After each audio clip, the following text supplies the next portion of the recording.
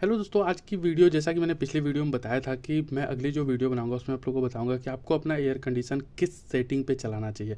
यानी ये जो यहाँ पे बहुत सारे एक डिस्प्ले दिख रहा है और इतने सारे बटन्स दिए हुए हैं, इनके कौन से ऐसे परफेक्ट कॉम्बिनेशन है जिस पे अगर आप अपने एसी को रन करते हो तो डेफिनेटली आपका एसी बहुत अच्छी कूलिंग करेगा, साथ ही साथ इलेक्ट्रिसिटी का बिल भी बचाएगा, ताकि आपके महीने के लास्ट में आपके बजट जो है वो गड़बड़ाए नहीं एयर कंडीशन के बिल की वजह से।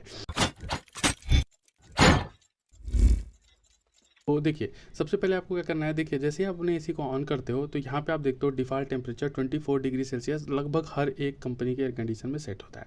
तो यहाँ पे 24 डिग्री सेल्सियस पे आपका एयर कंडीशन रन करता है।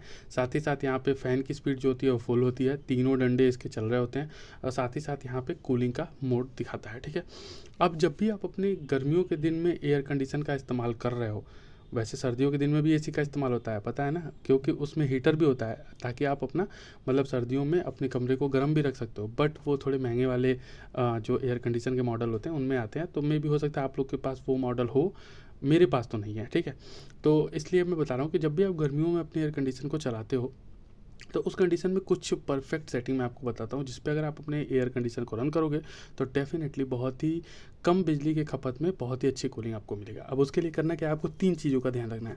सबसे पहला है कि इसके मोड मोड जो होता है दोस्तों, यहाँ पे देखिए ये जो लाइन है ना, इस लाइन के ऊपर आपको मोड का फंक्शनलिटी चेंज होता है दिखेगा। ये देखिए अभी ड्राई मोड आ गया, अभी ये सन मोड है यानी हीटिंग मोड, जो मैंने बताया कि सर्दियों में जब एसी यूज़ करते हैं ना तो इसी मोड पे यूज़ करते हैं। उसके बाद से ये है आपका फ़ैन मोड, और ये दोबारा दबाएगा तो फिर से आपका कूलिंग मोड। तो सबसे पहले आपको अपना जो मोड है वो कूलिंग पे रखना है, क्योंकि गर्मियों में चाहिए आपको ठंडक, तो यानी कूल मोड पे रखना है। ठीक है, उसके बाद जो ये 24 डिग्री सेल्सियस का डिफ़ॉल्ट टेम्परेचर है, इसको आपको बढ़ाना है, और बढ़ा के 25 हो गया, 26 हो गया और 27 हो गया। तो मैं आपको स्ट्रिक्टली रिकमेंड करूँगा कि आप 27 डिग्री सेल्सियस या उससे ऊपर अपने एसी को चलाएं, यानी 28 डिग्री सेल्सियस। अब मैटर करता है कि आपको कितनी ठंडी चाहिए। अगर आप बहुत ज़्यादा आपको गर्मी लगती है, आप अनकंफर्टेबल फील हो जा रहे हैं, मतलब फिर भी आपको 27 या 28 पे भी मतलब आपको महसूस नहीं हो रहा है, आराम नहीं महसूस हो रहा है, तो आप घटाकर 26 पे ला सकते हैं। बट इससे कम पे अपने एयर कंडीशन के टेम्परेचर को कभी मत रखिए, अदरवाइज बहुत ज़्यादा इलेक्ट्रिसिटी कंज्यूम करेगा।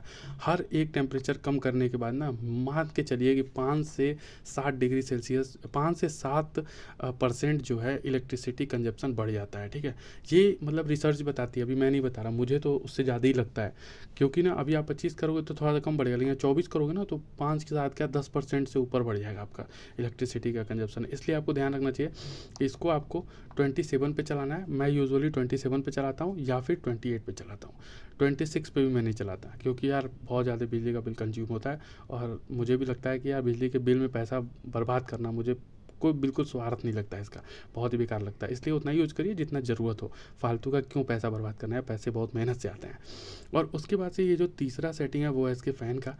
जो फ़ैन की यहाँ पे स्पीड आपको दिख रही है ना, उसको आपको ऑटो पे कभी नहीं रखना चाहिए, एक पे भी नहीं रखना चाहिए, हमेशा मीडियम पे रखना चाहिए। अब मीडियम ऐसा मैं क्यों कह रहा हूँ, क्योंकि जब बहुत तेज़ी से हवा रोटेट होता है ना ब्लोअर फैन के थ्रू, तो उसमें क्या होता है कि वो बहुत तेज़ी से हवा जो हवा होती है ना, जो ऊपर के साइड से आपके एसी के पीछे की तरफ से हवा आती है और वो ठंडी होकर फिर निकलती है वेपरेटर के थ्रू, तो बहुत तेज़ी से वो खींचता है, बहुत तेज़ी से खींच देता है, तो हवा को प्रॉपर टाइम नहीं मिल पाता है ठंडा होने के लिए।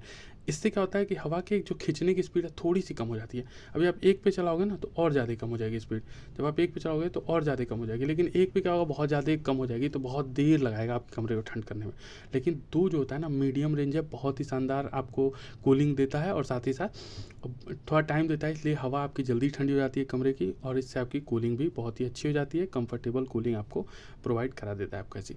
तो अब याद रखिएगा तीन चीज़ें, फ़ैन, टेम्परेचर और मोड, ये तीनों का सेटिंग अगर आपका सही है, इसको रखिए कूलिंग पे, इसको रखिए 27 पे और इसको रखिए मीडियम पे। बस फिर देखिए आपकी गर्मियाँ कैसे ज़बरदस्त वाली कटेंगी एयर कंडीशन का इस्तेमाल करते हुए, साथ ही साथ बिजली का बिल भी बचेगा। ठीक है, तो ये था आज का वीडियो। अगले वीडियो में आपको बताते हैं कि अगर आप अपने घर में अपने एयर कंडीशन के साथ फ़ैन चलाते हो तो उस कंडीशन में आपको नुकसान होगा या फ़ायदा। अगर जानना चाहते हैं तो चैनल को सब्सक्राइब कीजिए और इस वीडियो को लाइक और शेयर कीजिए। मिलते हैं अगले वीडियो में, तब तक के लिए गुड बाय।